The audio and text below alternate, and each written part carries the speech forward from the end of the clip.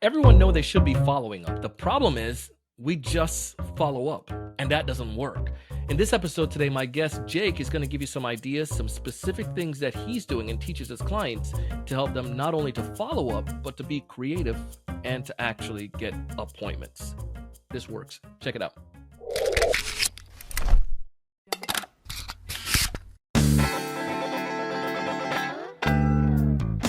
Hey, everyone. Welcome to another great episode of the Sales Evangelist Podcast. I'm your host, Donald C. Kelly, the Sales Evangelist. And I'm so excited for another great episode. I'm so excited to be here with you today. On this episode, we have an amazing guest. His name is Mr. Jake Tacher. Jake and I talked about following up. Now, this is something we know that every sales professional need to do. You're going to talk to a prospect today, and that prospect is going to tell you, listen, now is not a good time. Reconnect with me, follow up with me, send me some information. They're probably not going to purchase. Jake and I go into the definition, like the basic idea of what a follow-up is. And then we give some specific things. Well, he does. He gave some specific things of what he's seen and what he's seen that has worked to help sales professionals when it comes to reconnecting with their prospect and helping them get to that next step in that process. If this is your first time listening to our podcast or watching any of our content, please go ahead and subscribe. When you subscribe, we'll notify you every time we have new pieces of content that's going to help you to, one, either 3 to 5x your sales pipeline, or 2, close more deals. This today, I promise you, will help you to be able to get more deals in your pipeline that's high quality based on this strategy. Listen to how Jake starts it off and how he shares why you need to follow up and how you need to go about doing it. Jake, welcome to the show, man. It's good to be here. Thanks for having me. Of course, dude. I'm looking forward to this conversation. Follow up. Follow up is key. It's critical to the game. Tell us a little bit before we dive into that, though. Tell us a little bit more about what you do right now, man.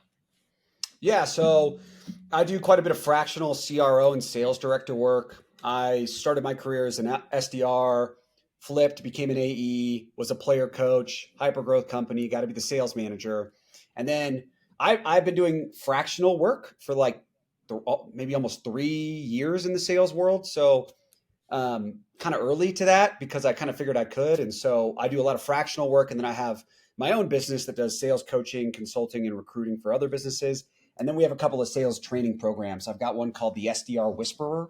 I was a fractional sales director, development director for a company. And we went from 3 underperforming SDRs to 15 performing SDRs in like 6 months. It was insane. I was not fractional. I was full-time. They actually brought me on full-time. And then I was like, what am I doing? But that's when I realized like, oh, coaching and training is like the heavily missing element inside of this whole world. We've got processes and strategy and tips and tricks and hacks. But yes, training practices and learning how to practice and how to get good are my specialties. And so that's when I was like, I should just teach this to people. And I created it's a not expensive course compared to all the other sales courses out there. No sort of, we take a cut of your OTE or any of that, any of those shenanigans. And we train this all day, every day. So we offer sales coaching and training, and then we do like a lot of B2B stuff. And then I do some fractional and some consulting. It's amazing, man.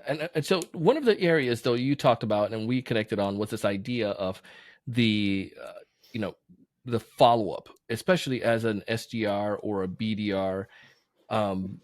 We can see the circumstances where so often sales reps, they're making cold outreach. They might get in touch with a prospect, reach back out to me, reconnect back with me or whatnot. Oftentimes sellers drop the ball on that, or they go with this approach where they have just like tens and thousands of different tasks that's listed in Salesforce, and they just go and marching on the list, just quote unquote following up. Follow-up is way more than that. Would you mind taking a second? Let's go elementary. How would you define following up? And then we could go into some scenarios here. Following up, how I would define it, is any sort of contact attempt-based activity that you have with any prospect that you didn't close. And obviously, if you're an SDR, you're closing for like a meeting or a meeting showed. If you're an AE, you're doing it for a closer. So that's how I define it. I think the 2 big issues that people have, even before we get into strategy, are one, a no is scarier than a maybe to most sales reps. So if you've got a list of 10,000 maybes, you're really afraid to go turn 3 into yeses if 9,000 whatever are going to be no's, even though doing nothing with them never turns them into a yes. So that's the big number one issue I find. And then the other issue is sales reps, I just don't think feel really prepared or confident about what to do on the follow-up. versus like, I'm just following up on that last convo we had. Even though Yeah. everyone in the space tells them not to do that, no one's really telling them a good methodology on what to do. And so I think that leaves a lot of SDRs stuck, which again comes to inadequate training, which obviously, sales training is never the most resourced. Sometimes it is if you're lucky, but those are the two issues I see it. But most how I define follow-up is just any activity where you're trying to attempt post-sales conversation, obviously to push them along the buyer line, no matter where you found them in the buyer line. Okay, so let's get an understanding though, and go into this. I know you love scenarios. A BDR listening to this, she's doing her outreaches. She has someone that a lead came in, or let's say cold site. She did a cold outreach, got a hold of somebody. They had some interest, didn't book, and now I need to follow up with this person. What are some tactical ways that I can go about doing this effectively that you've seen that's work? Two things you need to do. One is you need to make sure you always do what you say you're going to do.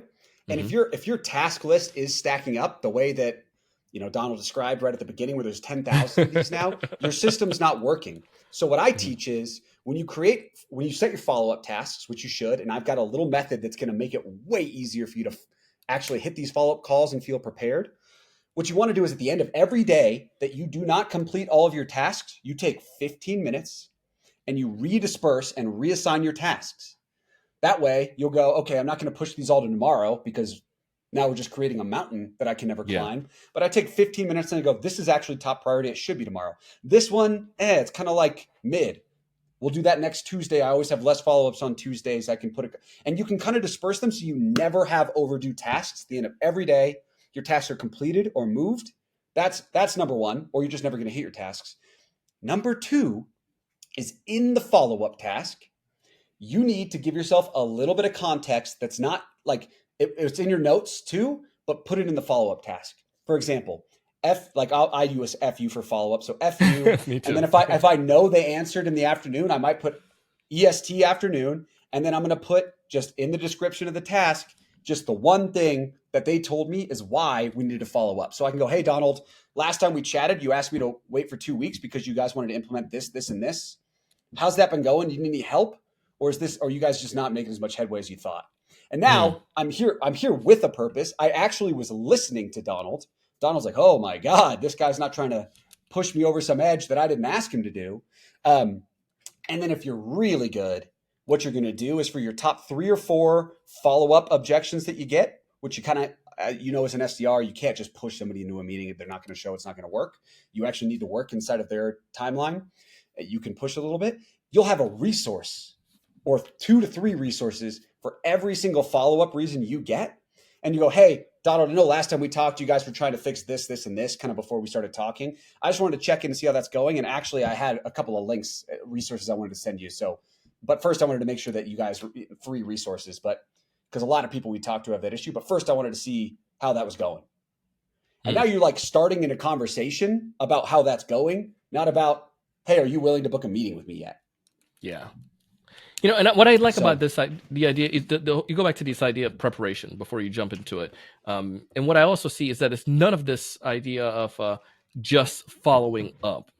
It's kind of like, I want you to do the work. And it's like the follow-up in itself is the fact that you are following up. It's like me saying, I want to, I don't know, like say something dumb, like you're not going to say car twice. I'm going into the car. It's like, why would I follow up? The act is following up. And I also like this idea of this, you're giving me something as well, where maybe like you're sharing even like the article or preparation. And it just gives the more you prepare in that moment where you're listing this task, enables you to be able to sound more educated when you're reaching out to me again to help me. 100%. Integrations, product updates, like assets, like anything you can do for the specific use case that you're following up for, which you probably really don't have more than like 5 if you distill it down. And then remembering that, hey, I know last time we talked, you said this. How's that going? Do you need any help or support? Hey, we're a company I'm an SDR at. We obviously have resources. Like, what do you need? I'll give you everything, kind of a thing. And they go, whoa, this guy's not just like asking if it's time for a meeting. He's asking what I need to actually, and then you're like, a part of their buying process, which is them getting to the place where they're actually willing to open the conversation. And at the end of the day, for most of your B2B SaaS products, everyone's a buyer for your product or for whatever you're selling. Eventually, it's just who they're going to call. And you better be Ghostbusters by the time they're ready to buy, because if they're singing and then your name is the first name to come into their head, you're going to get the meeting. Come on, man. You want to be that guy. You want to be that guy. You want to be that person. I want to be the Ghostbusters. All right. You want to be the Ghostbusters. No one forgets their name. They sing the song and they're like, "That's right. I'm going to call Ghostbusters." So, of course, it makes sense. What I would like, if you don't mind, can you think about a scenario where you apply this idea? You are an SDR as well. Obviously, you work with teams right now. People love stories. Were there any stories that you could share, like tactfully, or somebody applied this and they saw X result? Totally. So my first SDR role, I was cold calling churches, and I was on the enterprise team. And so one of the number one objections for timeline that I could just never get past, because if you know that world, if you know that audience, and if you know your ICP, you'll know when to push and when to ride the wave that they have riding. And they'll be able to tell if you know their world also. Was, hey, we've got a new pastor that starts next month. So like, can you call us 5 months after that? And in that world, a new pastor means all sorts of change, and they're just not, and the pastor could change everything. So they're not going to make any changes until he's settled. And so one of my classic follow-ups was, hey, Donald, I know Pastor Joe transitioned 3 months ago. And by the way, this is a follow-up where I actually didn't even try and book the meeting. This is an in-between follow-up, which you should be following up before the follow-up that they tell you to follow up with no agenda. You should be doing that if you're serious about booking these meetings, okay? Especially if you're not in a volume SDR role, if it's like, you need 15 meetings or less a month, do this. And I would just call and go, hey, I know Pastor Joe started 2 months ago. I know we're not talking for another month or two because you guys aren't, you thought that'd be about the time frame. I just wanted to call and see how that was going. We've got a couple of resources for communicating to your congregation that we use for people to implement our software, but it actually, I think, would be really helpful for your guys' case. I'm curious if that sounds helpful, if I could send that to you, or how things are going. And then they just go, wow, Jake, well, what do you know? It's been great. And like, thanks for remembering. And like, Pastor Joe's been doing well. We're actually a little ahead of schedule. He was actually asking about technology last week. I can't tell you how many times that happens. Or, oh, you're right, it's been stressful. We're really excited about this conversation. And now I'm still on their mind, at least for in 2 months when I'm going to get that meeting. My best day as an enterprise SDR, I had 4 qualified meetings show up. The whole company was like, dude, you're crushing it today. And I actually resented the notion that I crushed it that day versus been wildly consistent over the last 3 months. So that's an example. The other example I would use was when I was selling the same product, I would use lots of data around, like I would use this always for a timeline objection. So everyone listening to this probably knows their ICP has different things that happens at different times of the year. Like, is it tax season, or is it this, or is it that? If I have some sort of article about how someone launched, or case study or use case about when someone launched in some part of the time of year, and I go, hey, I know you were thinking about doing this. Don't want to push you if you're not ready. I just wanted to throw this your way in case you guys were open to the idea of thinking about when to do it. It can work in both scenarios, but here's the benefit to starting a little earlier. Like, you can just not respond if that's not even relevant to you. But here's an example of someone who also thought that this. Or if it's a product-based thing where they're taking it back and considering their options, same kind of thing. Hey, we had someone else using QuickBooks that thought they wanted the money deposited to their bank account and then they wanted the fees taken out. And we switched them, and it saved them 10 hours of accounting time per month that they didn't even realize was allowed. I'm just throwing that your way because I know you guys are considering if you're open to doing that. But if you are, I'm happy to hop on a conversation and talk through how that works, or talk to your board or whatever. Keep the credit card away. I won't even, whatever. So like that kind of stuff where they can actually tell you're trying to help them. They'll just like, okay, I trust this person. And that's what I was going to go back to. Like, why does that work as opposed to we know, everyone knows why the just follow up doesn't work, but why does that the specifically an idea on data work so well? Is it because now it's like there's something validating it? Or why do you feel data works so well? I think data works well, even over a case study, because we're not saying, here's an example. We're saying, actually, here's what happens on average, or here's what happens typically, or here's what's happening. Do you typically fall like in the top end, in the average end, or in the bottom end? And now they can put themselves in a story they can trust, which isn't, this happened one time. This has happened. These are the averages, whether from your customer base or if you can use a third party talking about the actual hypothesis of your offer, that's even stronger. So I was using lots of third party sites, lots of things talking about that we were selling giving to churches. So I was using like, hey, have you noticed that Snapchat just put payments into their app? Hey, have you noticed that Cash App just got acquired by Square, whoever acquired Cash App like back in the day? Like, hey, PayPal just bought Venmo, like whatever it is, like anything that indicates the hypothesis that I'm trying to sell to the prospect, which is different based on their objections and who they are and all that. I think it's just a safe way for them to feel like, okay, this isn't 1 out of 1,000. This is actually, where do I fall in the average of 1,000? And I can trust my worst case scenario, because you're not just selling the solution to the problem. You're also selling the floor. You're selling the ceiling and the floor. And some prospects are all about the ceiling. You love selling to those guys, but some prospects are a little more cautious and they're thinking about the floor and the risk. And are you working through a champion? If you're working through a champion, they're for sure thinking about the floor, just so you know, because their neck's probably on the line based on the floor, or their ability to make future decisions is probably based on the risk they're incurring, because they don't get to choose when they make those calls or not all the time. So you just got to like understand where the prospect's coming from, and data speaks to the floor. Data speaks to the floor, in my opinion. So, yeah, I mean, at that point, like as a buyer, just like thinking from that perspective, when you outline it that way, is like, of course, this now allows me to be able to step over that threshold and to at least start down that process. And I find that some people might just not be creative when it comes to their doing follow-up. And I love that you gave some tactical things. You can use data from third-party sources. You can go ahead and use some case studies. You can use your resources or whatnot, follow-up prior to the follow-up. You gave some very tactical things here. I'm a sales leader, and my team may be challenged with this. They're facing difficulty. How can I systematically put something in place that can help them to ensure that they're always applying one of these strategies to follow up? Totally. You're rubbing your hands here. It looks like you're getting excited. There's a couple of cool ways you can do it. One of the really cool ways you can do it is you can actually create a follow-up calendar. And if you like, hey, here's a way to follow up on day 0. Did you send him hey, thanks for talking, excited to chat with you in the future. Here's if you ever need me. And then do you have a series of follow-ups that you can create? And maybe you need to do it based on a couple of different avatars, or maybe you just create a follow-up vault that you go, here's a value-based follow-up with data stuff. Here's a one based on this. Here's a one based on this.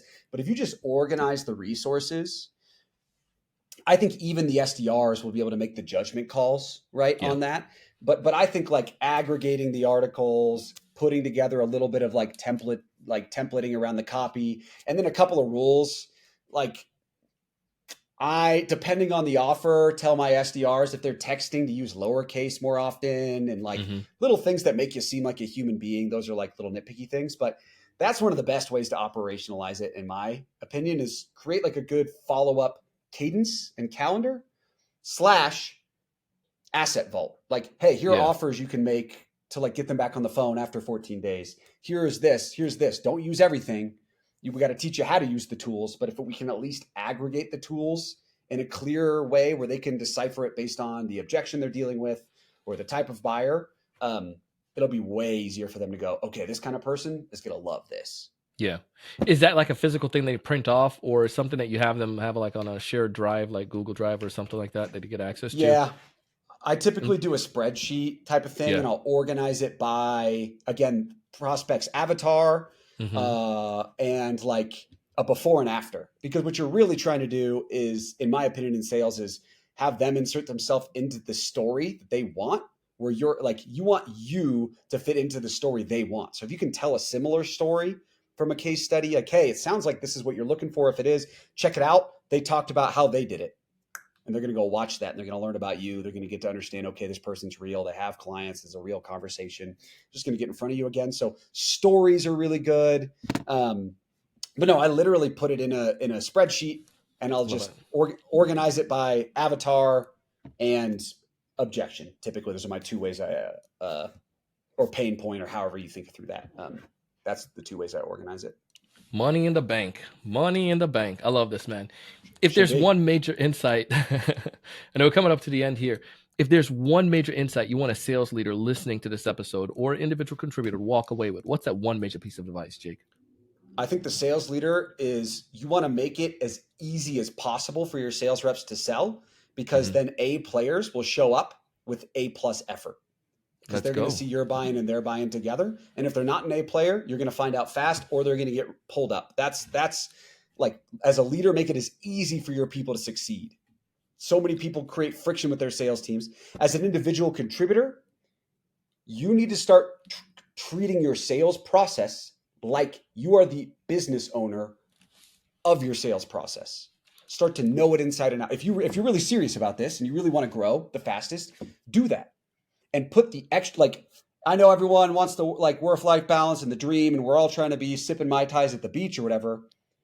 That shit's not coming unless you put the hours in at the beginning. That's just all there is to it. This is a high-performance, skill-based industry. Put the work in up front to earn the yellow belt, so that you can eventually become a black belt. Okay. That's all there is to it. Just do it. Just do it. And just start thinking, start. And last thing, if I'm an SDR and I'm trying to think, how do I make this stuff work for me? I don't understand this. Go follow other SDRs, figure out what they're doing. And when you say to yourself, that'll never work for me, you need to start asking yourself, how could I make that work for me? And if you start thinking like that, you're just going to be the fastest learner in the space. That's all there is to it. So. Bro, Jake, this is awesome, man. If folks are listening to this episode, they're like, man, this guy is spitting straight fire. I want to get connected with him. What's the best way for them to go about connecting with you to learn about what you're doing? At Jake Tacher on Instagram. I'm just about to start posting sales content. We've got our content person writing me content and the whole editing team and stuff ready to go. So I'm at Jake Tacher. Instagram's going to be my first big place where I do social. I'll add TikTok very soon. And then we're starting a YouTube channel probably in about 3 months. So follow me on Instagram and you'll hear about the YouTube channel. That's dope. Well, we'll look out for you on there, man. Jake, thank you so much for taking the time to come on the show today. Appreciate your insight. You got it. Anytime. I'll follow up later. Perfect. Just kidding. Nice. I'm telling you, following up, man. I'm putting it in a phone right now, writing it down. Jake Tacher. Go ahead and connect with him. You can find him. You can find him on Instagram, as well as find his details down below to learn about his organization and see how the content and things that he's sharing can best help you as well. Listen, we have so many great pieces of content that we're sharing, but the important piece is that you take it and apply it. So if all the concepts you heard today, I want you to take one and apply it. You can go ahead and drop me a message on LinkedIn at Donald C. Kelly. Donald C. Kelly. Drop me a message and say, Donald, I love this idea from Jake, and I'll respond to you personally. I appreciate that. As always, I want you to thrive. I really want you to succeed. I want you to be able to be the best seller you can possibly be. And this has sounded like an army ad at this point. But seriously, though, I really want you to thrive. I want you to be able to have a quality pipeline, and I want you to be able to have deals that are closing. But in order to do that, you need to practice. You need to implement the things. I want you to be able to raise your level of thinking. I want you to be able to close more of those deals. I want you to go out and do big things. Take advantage of our LinkedIn prospecting course. Find more details, or you can check out more information about some of those upcoming things by going to the salesevangelist.com/LinkedIn. I look forward to seeing you on the next one.